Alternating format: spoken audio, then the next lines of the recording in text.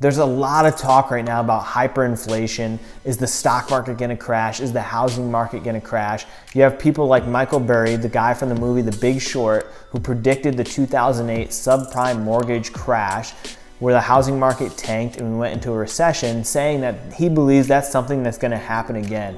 But what's really going on and what can you do about it? This video is gonna cover it. First thing to note is the amount of US currency that's been printed in the last year alone.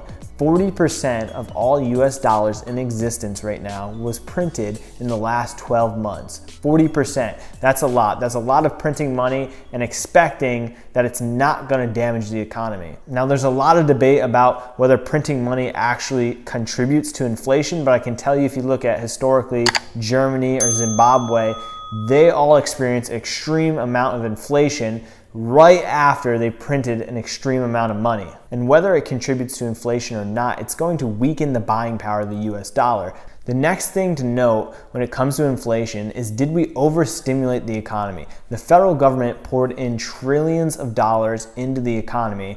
Basically out of thin air, we created these trillions of dollars. And the question is, was it more helpful or was it more hurtful? So when you talk about giving out $1,200 stimulus checks, it seems great. It seems like a great idea. It can help at least a little bit during the COVID-19 pandemic. But when you compare that to the cost of products going up 5% in the last year, if the average American household spends $63,000 a year, that means over the last year on average, we are now having to spend $3,150 to buy the same sort of groceries, the same gas, the same lifestyle that we had a year ago. So $1,200 stimulus check, or two checks of $1,200 for $2,400 versus spending another $3,000 in inflation. But the price of things going up over the course of 12 months is something that sneaks up on you. And getting that $1,200 stimulus check, or coming in with the CARES Act and bailing out people, giving out small business loans, at the time, especially as human beings, we love that temporary satisfaction of gaining money. But over time, we've just driven up the prices of everything. And the worst part about it is inflation hurts the lower and middle class way more than it hurts the upper class. Think about it like this. If we have to spend $3,000 more this year to get what we had last year, if you make $30,000 a year and now you're spending $3,000 more, that's a 10% increase that you have to pay. Whereas if you're wealthier and you make $300,000 a year, you spending an extra $3,000 is only increasing your spending 1%. So where the lower class has to increase 10%, you only have to increase 1%. 1% is something that you can absorb. 10% is a drastic difference in your budget. Then there's also a study done by 538 that talked about the unemployment during the CARES Act actually boosted people's salary over what they were making when they're actually employed. On average, people that work in the food service, janitorial field, medical assistant, sales and retail, transportation, construction, and teachers on average received more in unemployment than when they were working full time. So now we have an influx of people with more buying power being funded by the federal government, that they're gonna be able to buy more things. And the more that people buy, it's good for the economy, unless we experience hyperinflation where things inflate. There's such demand for stuff that inflates more than 4%, which is what we're experiencing right now. Now, inflation isn't actually a bad thing. The Fed actually aims to inflate the economy 2% every single year. Because think about it, when the price of things are going up, when more people are buying stuff, it means they're believing in the economy, they're spending money into your economy. However, once you start crossing the threshold of more than 2%, 3%, upwards to 4% and 5%, that's when things are getting too expensive for people to afford to live. And now that the cost of living has increased so drastically, we now have to raise minimum wage and what we're paying our employees. If the cost of living goes up 3%, your employees should be compensated 3%. It's only fair, right? But where is that company going to make up for those lost profits? If they're going to pay their employees all 5% more, do you think the CEO of the company is going to take a 50% pay cut to pay it out? No, they're going to raise the prices of their products, which again hurts the lower and middle class more than anybody else. If you've been to Chipotle lately, you'll see how expensive it's gotten, and they've blamed that on having to raise their wages. And whether you agree with it or not, of whether there should be a minimum wage increase or not, or where the money in the company should come from to compensate these employees, the reality of it is you're gonna live in the world where it's gonna cost more and more money for the products that you're gonna end up buying. Those people that are getting those minimum wage increases are the people that's gonna be the most affected by buying those products at a higher cost. Now, we've talked about things that have kept going up and up and up to cause inflation.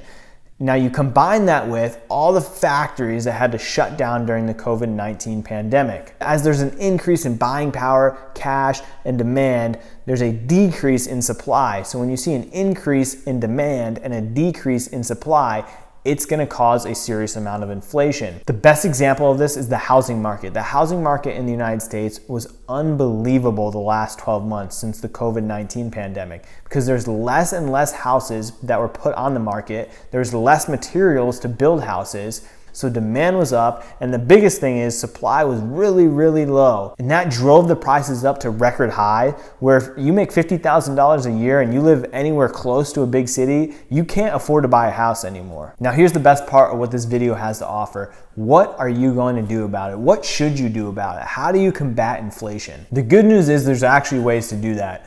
One example is to invest in real estate.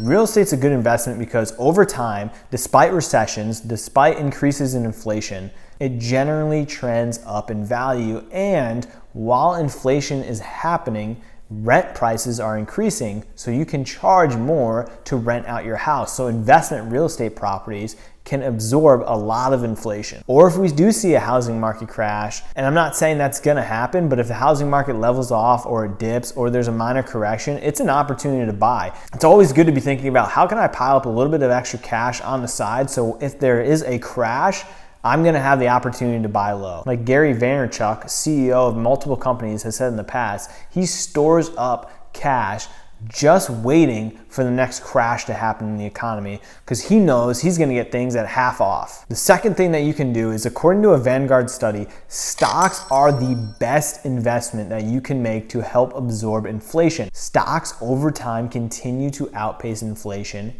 and even outpace periods of hyperinflation. So the good news is you don't actually have to do anything if you've been listening to the stuff that I've been telling you in these videos. Continue to steadily invest, like I've talked about. Continue to steadily invest in stocks. Continue to steadily invest in your 401k, in your IRAs, because that is one of the best investments you can make. And whether the stock market goes up, down, it'll always trend up. And if you invest aggressively enough, you can blow through inflation. You can take those hits. And that's good news.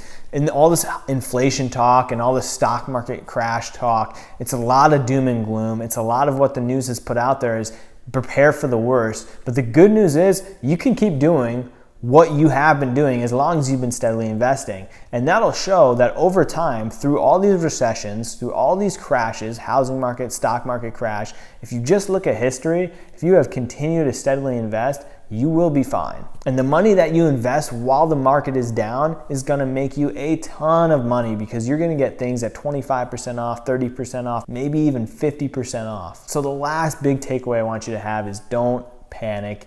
Continue to invest, continue to put yourself at a position where you can invest when the economy is down, continue to live below your means so you can invest the difference. Thanks for watching, guys. I will see you in next week's video, and please go ahead, hit the like button if you got anything out of this video, and subscribe if you're new around here.